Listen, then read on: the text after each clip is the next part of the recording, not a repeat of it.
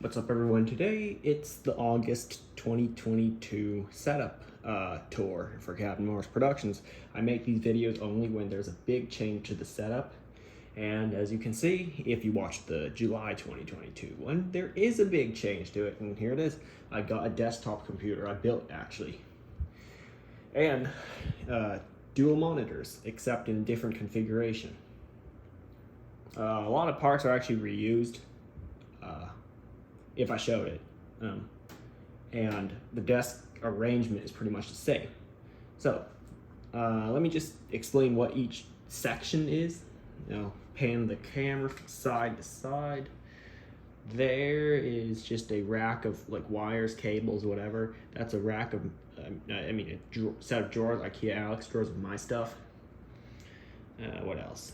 That's the main setup in the middle. And then to the side is just a desk where I charge devices, store folders, pens, whatever. And that screen, if you're wondering, is an Amazon Fire HD10, I believe 9th generation. So I use the Amazon Assistant to control smart home stuff. Anyway, let's go to the star of the show, which is my main setup. So you might be wondering what's the specs of the PC. So I'm gonna tell them to you to the best of my knowledge, if I can remember everything. Skip over this if you're not interested in parts, but if you are, definitely watch. CPU is the Intel Core i9 10900K, so it's a 10th gen Intel Core i9 CPU, top of the line back then, other than the Extreme series. It's got 128 gigabytes of DDR4 3000 RAM, and the specific model is the Corsair Vengeance RGB Pro. Graphics card is the EVGA,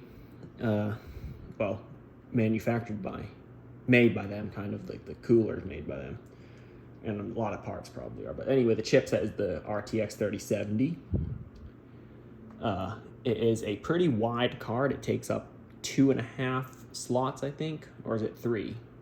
I don't know, it's pretty wide, definitely wider than my first one. It's got 2 terabytes of NVMe M.2 storage, so it's an SSD, it's very fast.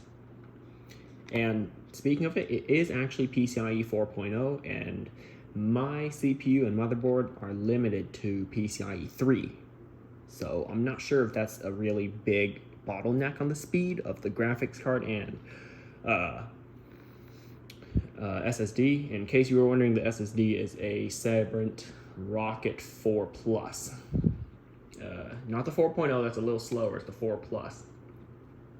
And the motherboard is the Asus ROG Strix Z490E Gaming. Quite a long name. And the case is the very popular, at least what I've seen, Corsair 4000D Airflow. Actually, let's double check, either the 4000D or 4000X. I think the X is the clear panel one. Yep, I think it says 4000D.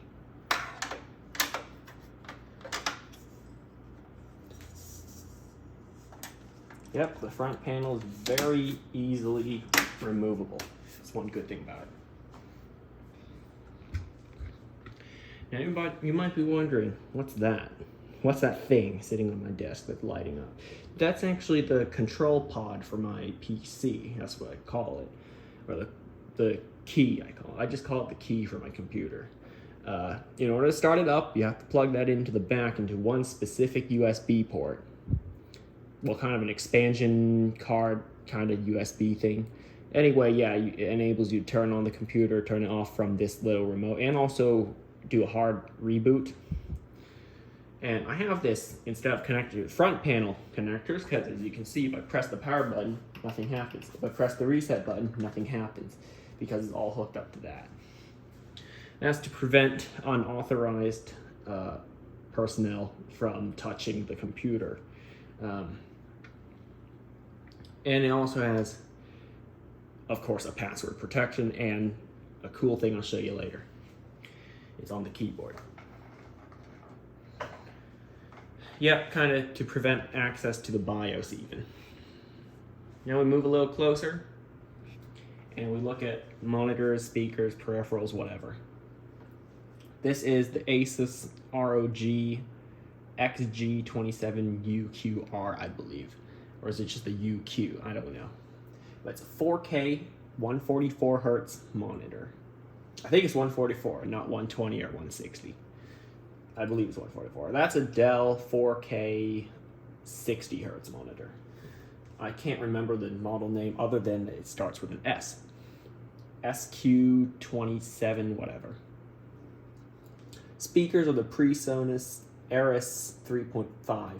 So that means I think this is 3.5 inches, which is, it actually gets plenty loud for what I listen to.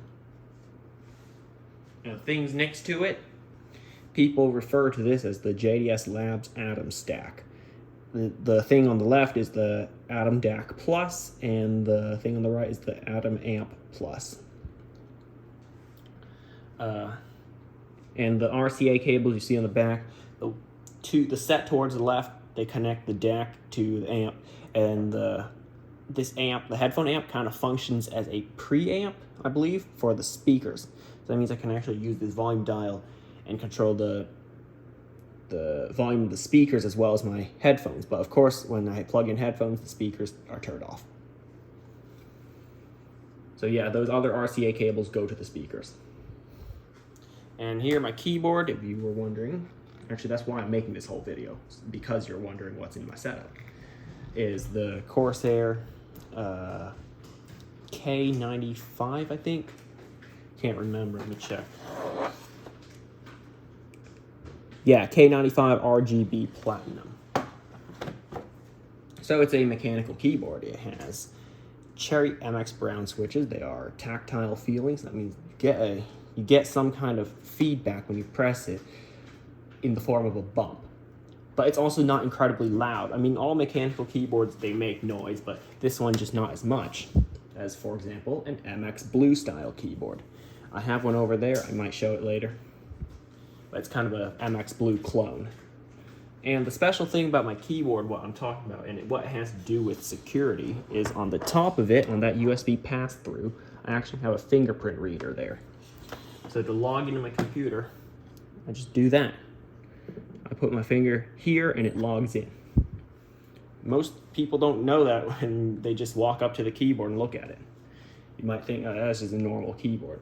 Well, on the USB pass-through, you can literally put anything. A Wi-Fi adapter, Bluetooth adapter, me, a fingerprint reader, maybe even a very small USB drive, thumb drive, like those really compact ones. So yeah, you could put anything on that. Anyway, the mouse is the very popular Logitech G502 Hero.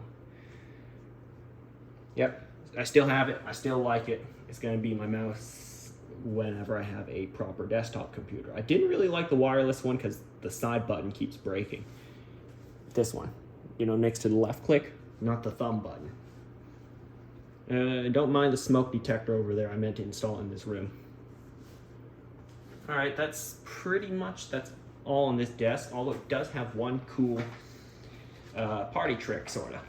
I'm going to back the camera up. Actually, angle it upwards now, because it is a, the brand is Uplift Desk. It's a standing desk. That means I can move it up when I want, and when I want to stand to work. But if I want to sit back down, I have a shortcut for that. On the keypad, it lowers the desk back to the height of this one, which I set up to be that height. Precisely 30.7 inches off the ground. And there's also another antenna on the computer itself to get Wi-Fi. It's not actually connected with Ethernet. All right, we move over to this side of the desk. Not much to talk about. Headphones, the ones I'm using right now actually with my mobile devices, is the Skullcandy Crusher Evos. They're pretty good, I have to say, in terms of ease of connectivity and multi-device usage. Some other headphones, they just want to keep pairing with the first device they paired with, at least in my experience. This one does pretty well. You just hold the power button while it's off. And it'll ask, you want to connect to a new device? Yes. You know, to my iPad, iPhone, laptop, whatever. It's a very good set of wireless headphones. In terms of sound quality, it's okay. A lot of people complain about the bass because it's like artificially pumping bass, and sometimes it's fun to listen to. You know, you can't just have perfect, clean sound all the time. Sometimes you just want to have a little fun, listen to more bass than normal. Anyway, like I told you, that is my Amazon Smart Assistant. What else? Just some pens, Sharpies, pencil sharpener, even though I have no wooden pencils, an electric stapler next to it, some documents, some manuals, a laptop. That's a MacBook Air, late 2018 model. Underneath is a Dell G15 laptop, so I have two laptops sitting here. I mainly use this when I have to go out, this when I'm around the house because it's more powerful. I use this because this one starts to feel really heavy when I carry it around for some time. It weighs like 5.7 pounds, 5 point something pounds. Some books, you know, and then some dry erase markers for the whiteboard up here, and some empty folders. There will be stuff in it eventually. One final thing about my desk. At the very bottom is a backup power supply, that thing over there. Little black box, and it has a cool display that reads out how many watts the whole system is using right now, so I always have an idea of how much power it's consuming. Whenever I'm stress testing the system, like when I first got it, well, when I first built it, used up in total, including monitors, speakers, amp, DAC, whatever, everything connected to this box, in total about 850, or is it 800? 800 to 850 watts, sometimes spikes to 850.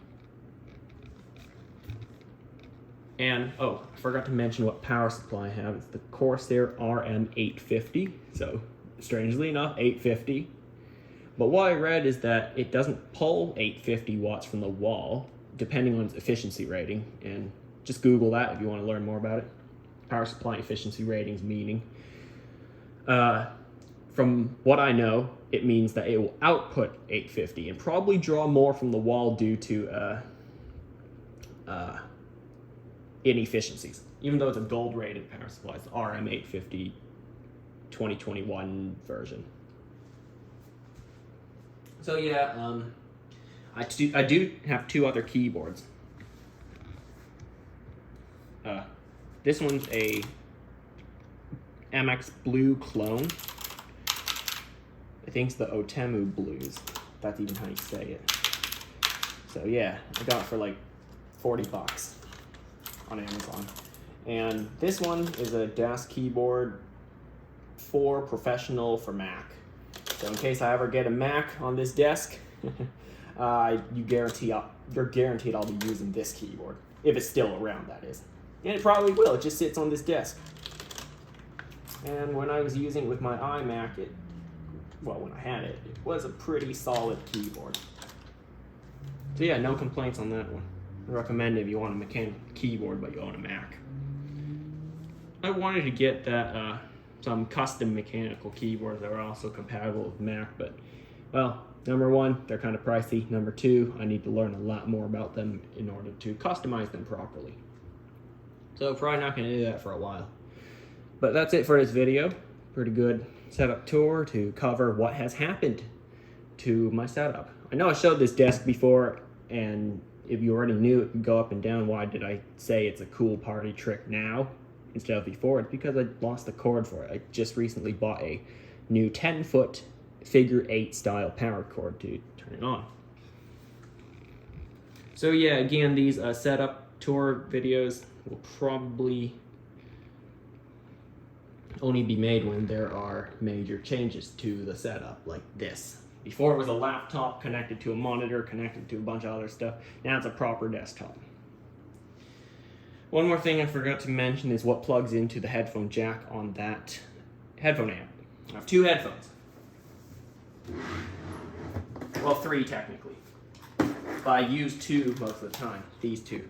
The first one is a Beyerdynamic DT700 Pro X. That is when other people are in this, either this room or the rooms next to them, next to this, because it has good noise isolation and also keeps out the noise. That means, number one, people don't listen to what I'm listening to, and number two, I don't listen to what other people are listening to. This is my other one when I'm by myself. I use the HD6XX because honestly, it's got pretty good sound that I like. These are open back headphones. The other ones were closed back. So these ones leak sound and they pick up sound from everywhere else. But they also sound better, in my opinion. So yeah, those are the two headphones that mainly connect to it. I also, in this drawer, have a Samsung SR850 headphone on the recommendation of other YouTube videos I watched for budget headphones when I got it back in February of this year when I just didn't have as much cash. So I looked for a budget headphone, got that one. They're decent. We don't want to pay too much for headphones, although it's got a strange crunching noise when you twist not twist them, but like push the ear cups from side to side. I think it's because there's foam in there. And like the foam you would find, I'm not sure how to describe it, maybe like a kitchen sponge rather than, like the bristles on a kitchen sponge rather than the foam you'd find, I don't know, in a studio. Like, you know, those foam panels they put on the wall. Hard to describe. But anyway, that's it for this video. It's gone on pretty long, 17 minutes. Thanks for watching. Like, comment, and subscribe, and I'll see you next time.